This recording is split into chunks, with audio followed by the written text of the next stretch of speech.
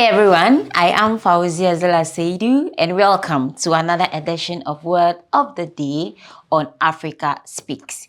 Today's word is humanitarian crisis. You have heard it on the news. A humanitarian crisis is unfolding. We hear it after wars, floods, famines, or mass displacement.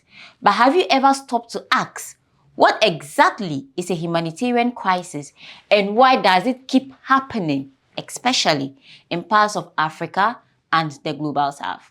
Simply put, a humanitarian crisis is a situation where large numbers of people can no longer meet basic survival needs, lacking food, clean water, shelter, healthcare, or safety.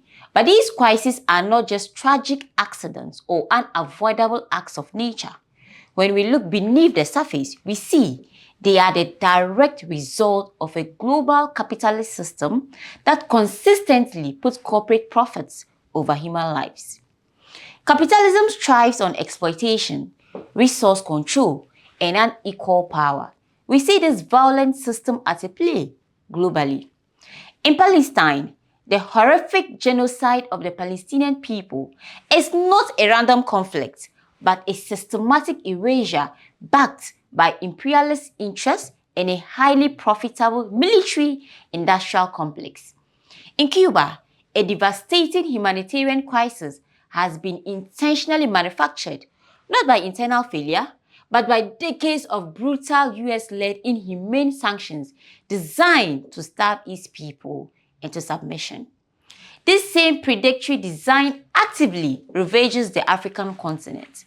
In Sudan, a catastrophic war fueled by external capitalist powers competing for mineral wealth has triggered the world's largest displacement and hunger crisis.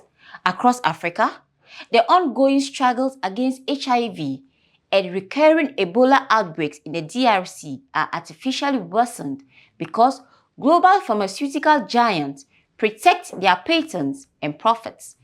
Capitalist trade agreements deliberately price life-saving treatments and vaccines out of reach, ensuring quality healthcare remains inaccessible to the majority of our people.